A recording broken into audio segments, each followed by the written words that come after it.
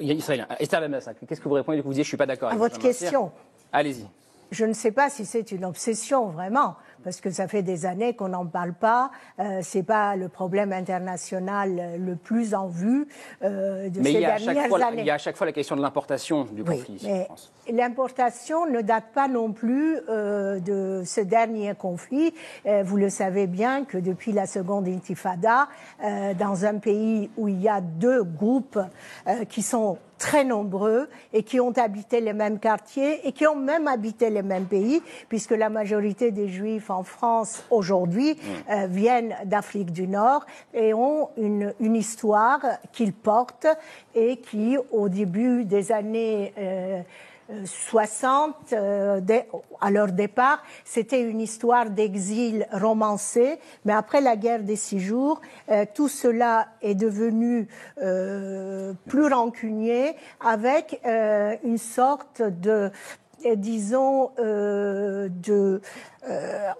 d'opposition au monde arabe qui avait exilé les Juifs et qui en 67 allait jeter les Juifs de nouveau comme leurs frères ashkénazes, les jeter à la mer, etc., etc. Sur la question de l'antisémitisme, voilà, oui. Vous avez dit je ne suis pas d'accord.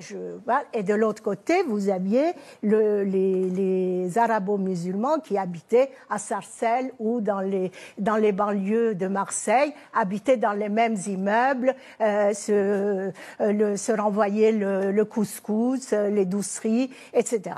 Mais la seconde intifada a fait que ces relations se sont abîmées, puisque les Juifs se sont de plus en plus, ils sont légitimistes d'ailleurs, à l'endroit d'Israël, se sont identifiés au gouvernement israélien et les arabo-musulmans de France aux Palestiniens comme héros positifs.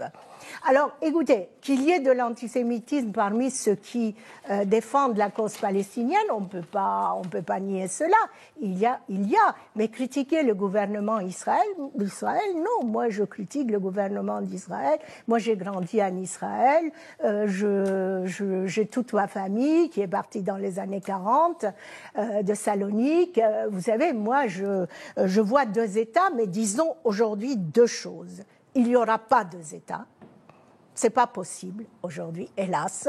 Et deuxièmement, chacun de son côté, le gouvernement israélien, Netanyahou, a essayé d'instrumentaliser tout en jouant sur le déni de l'occupation palestinienne pour gagner des voix, et vous savez qu'il a fait des alliances quand même hors normes avec les ultranationalistes orthodoxes. Et du côté d'Abbas, il n'y a pas un gouvernement, c'est pas un gouvernement depuis 2006. Et en plus, le Hamas dirige Gaza depuis, et le Hamas s'est érigé en défenseur de l'islam, de Jérusalem et des Palestiniens.